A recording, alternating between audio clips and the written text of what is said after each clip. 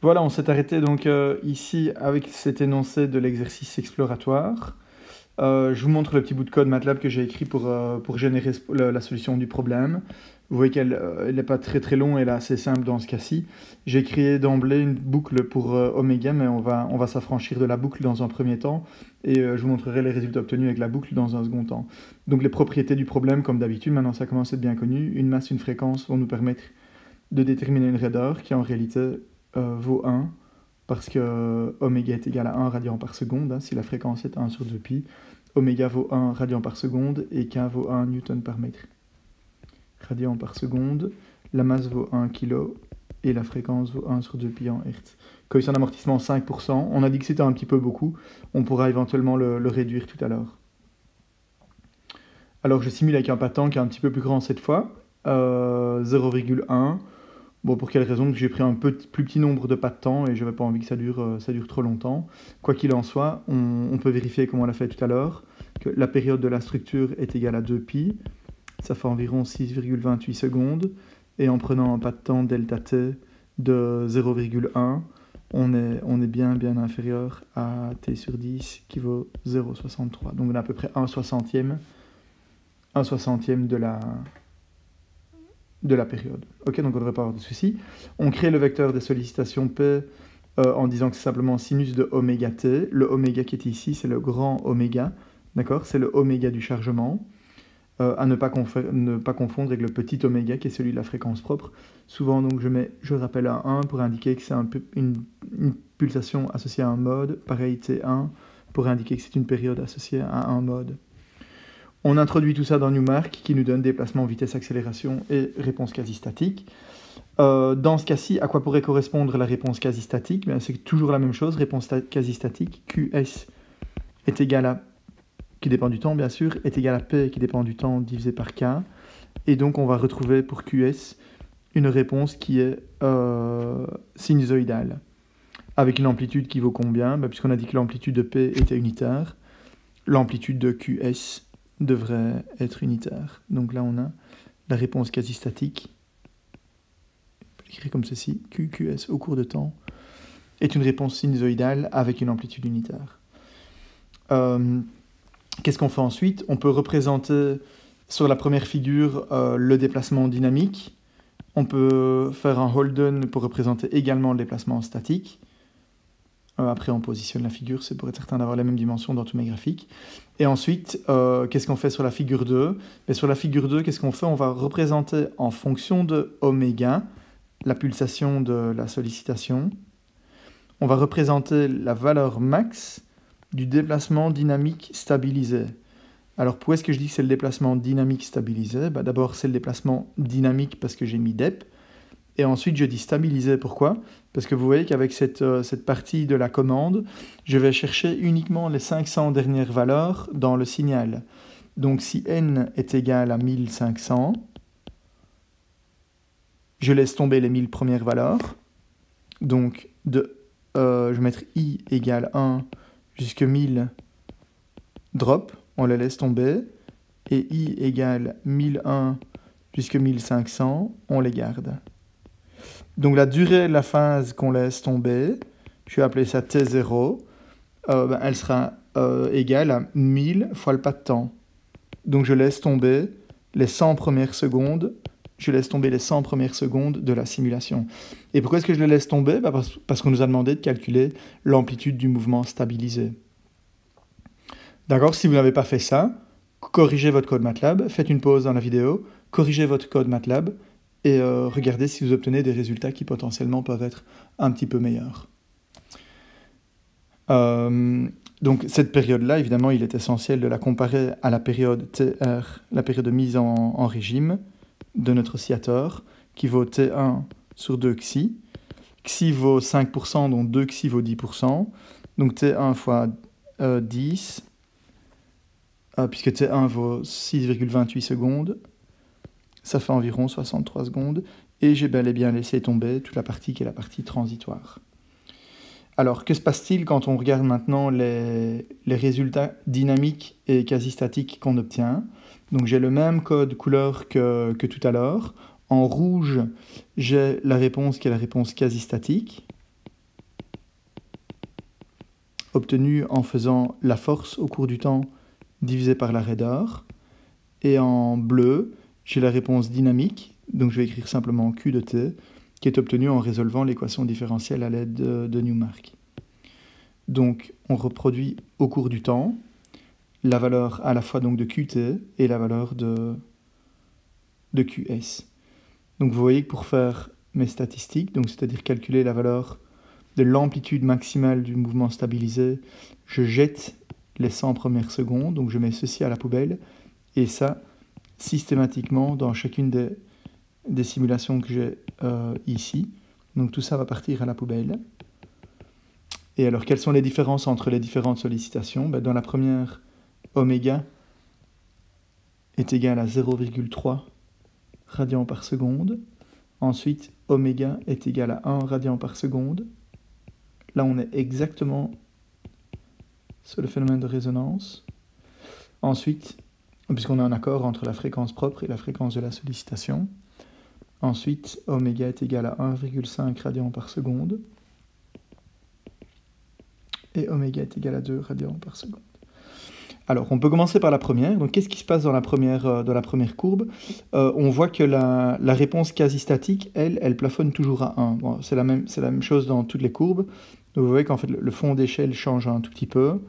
Mais si on veut une référence visuelle pour les comparer facilement, on peut utiliser le fait que l'amplitude quasi-statique est toujours égale à 1. Donc, ce qui se passe dans le premier cas, la fréquence de la sollicitation est très petite, 0,3 radians par seconde, par rapport à la fréquence propre de la structure. Et dans ce cas-là, que voit-on? On voit qu'en fait l'amplitude dynamique est quasiment la même que l'amplitude statique. On a une toute petite amplification, mais elle est légèrement supérieure à 1. Donc on pourrait dire que le coefficient d'amplification dynamique, il est quasiment égal à 1. Et pour quelle raison? Parce qu'en fait, la sollicitation, elle est appliquée tellement lentement qu'il n'y a pas de raison qu'il y ait de la dynamique dans le problème. Le terme d'inertie et le terme de viscosité peuvent tomber. Et effectivement, les variations sont tellement lentes que l'approche statique ou quasi-statique fonctionne bien. Alors vous voyez que quand la fréquence de résonance est la même, quand la fréquence de sollicitation est la même que la fréquence de résonance, donc dans le deuxième cas, vous voyez qu'on peut atteindre des amplitudes qui sont relativement importantes. Si on parle d'un coefficient d'amplification dynamique dans ce cas-là, on voit que le coefficient d'amplification dynamique, il est égal à 10, puisque c'est l'amplitude maximale du mouvement obtenu en réponse dynamique, divisé par l'amplitude du mouvement qu'on aurait obtenu si la réponse était quasi statique. Ce coefficient d'amplification, il est énorme, il correspond à un coefficient d'amortissement de 5%. Si vous avez eu l'occasion de simuler avec des coefficients d'amortissement différents, essayez par exemple 2% ou 1%. Qu'est-ce que vous observerez comme différence? C'est que, le temps de mémoire est beaucoup plus long, donc on aura besoin de plus de temps pour atteindre le régime amorti, le régime établi, mais par contre, l'amplitude du régime établi aussi sera beaucoup plus importante. On pourrait se demander en fonction de quoi le coefficient d'amplification dynamique peut s'exprimer. Puisque c'est un nombre qui n'a pas d'unité, on peut refaire le même type d'analyse dimensionnelle que ce qui existe déjà et se rendre compte qu'en réalité, le coefficient d'amplification dynamique ne peut dépendre que de l'amortissement. Et on constate par exemple dans ce cas-ci que on s'attend évidemment à ce que plus l'amortissement est petit et plus le coefficient d'amplification dynamique augmente. Et on voit qu'en réalité ici, si on exprime le coefficient d'amplification dynamique par 1 sur 2 xi, on a une expression qui fonctionne pas trop mal, parce que 2 fois 5% ça fait 10%, l'inverse de 10% ça fait 10. Je vous invite à tester cette formule-là dans d'autres cas, si vous avez utilisé d'autres valeurs de l'amortissement, et vous devriez vous rendre compte que ça fonctionne pas trop mal. Ensuite, que se passe-t-il si la pulsation ou la fréquence de l'excitation augmente? Vous voyez que si la fréquence de l'excitation augmente, l'amplitude de la réponse dynamique en bleu, donc dans ces deux cas-là, commence à être plus petite que la réponse qu'on aurait obtenue si la force était appliquée de manière statique. Et donc on se retrouve avec un coefficient d'amplification dynamique qui est plus petit que 1. Donc on a en réalité 3 régimes différents dans ce type de sollicitation.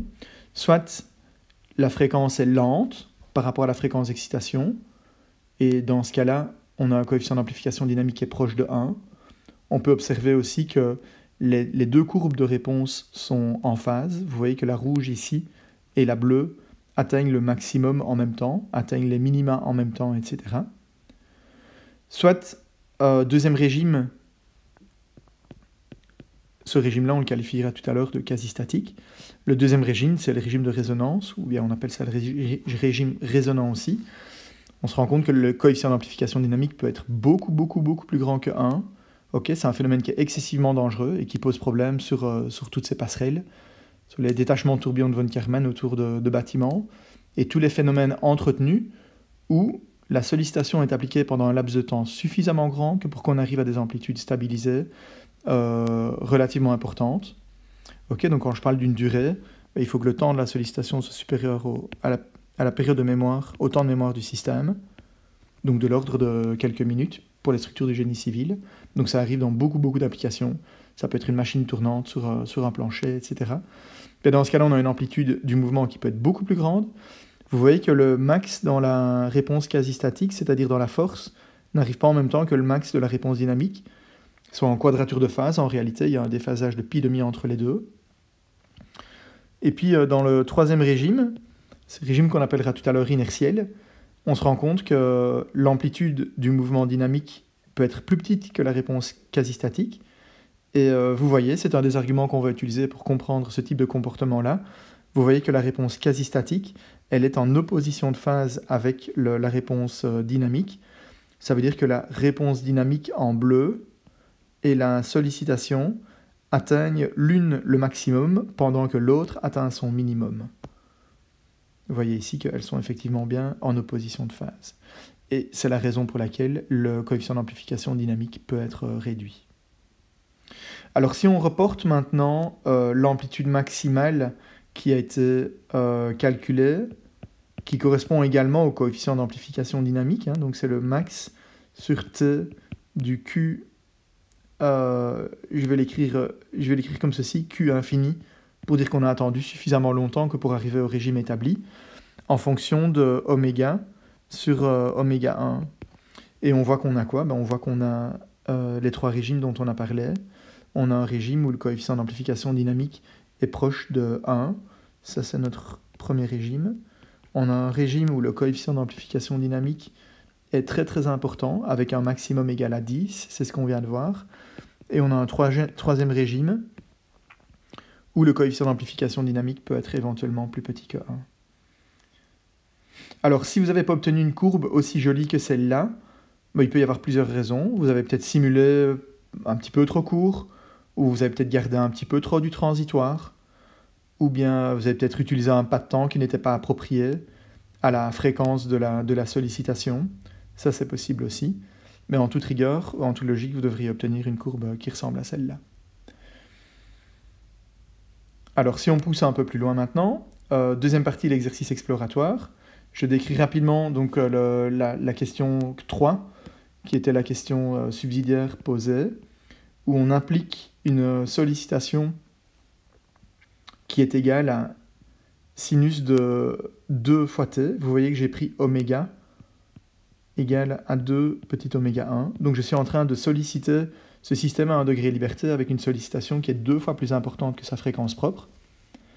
Et je fais ça pendant la moitié de la durée du chargement.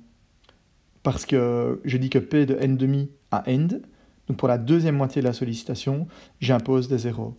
Donc on a une charge harmonique pendant la première moitié, avec une fréquence de 2, et puis une sollicitation qui est égale à 0. À quoi pourrait ressembler la réponse quasi-statique? En fait, c'est la ligne en trait pointillé que vous voyez dans le diagramme ici. Donc on a une vibration ou une variation, c'est pas vraiment une vibration, hein, puisqu'on est en réponse quasi-statique, mais on a une oscillation avec une fréquence imposée pendant les 250 premières secondes, et ensuite on a une réponse quasi-statique qui vaut 0, puisqu'on obtient ceci en faisant la réponse quasi-statique égale à P divisé par K, et K vaut 1. Donc ceci étant dit, donc qu'est-ce qu'on voit apparaître? On voit apparaître deux comportements différents dans la réponse, et c'est un petit peu l'objectif de cet exercice. Vous revoyez le temps de réponse, hein, qu'on avait évalué. Il est ici par exemple, on peut commencer par commenter ça. on parlait de 63 secondes environ. Ici, on a peut-être un tout petit peu plus, mais à peine. C'est le même que le temps de mémoire qu'on peut observer au début. D'accord, donc c'est le temps pendant lequel la structure se souvient qu'il y avait une condition initiale et avant qu'elle ne rentre dans son régime établi. Et puis, dans le premier régime établi, qui est celui-là, qui est la réponse où la structure est sous sollicitation forcée, on voit que la fréquence de la réponse, donc la fréquence dans Q de t, elle est de l'ordre de 2 radians par seconde. D'accord, on peut calculer cette fréquence-là, je vous invite à le faire si vous avez l'occasion. On peut l'observer en regardant la période entre deux pics successifs. Ce que je fais d'habitude, moi j'essaie de regarder le temps nécessaire pour passer par 10 maxima.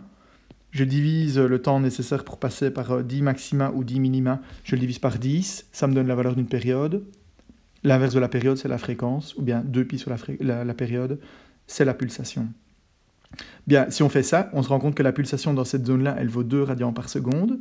Et puis dès que la sollicitation s'arrête, vous voyez que la courbe bleue ici, elle a une signature qui est complètement différente. Vous voyez que la période, en réalité, après, elle est 2 fois plus grande. Donc si je regarde la distance entre 2 pics dans cette zone-là, ou bien 2 pics dans cette zone-là, elle est 2 fois plus grande à droite qu'à gauche. Et en réalité, la période est de l'ordre ici de 1 seconde. Alors que donc, comme je le disais tout à l'heure, la période ici, elle est de 0,5 secondes.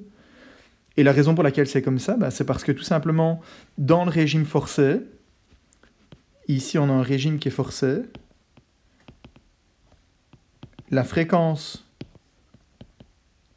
de la réponse dynamique est égale à la fréquence de la force. C'est logique?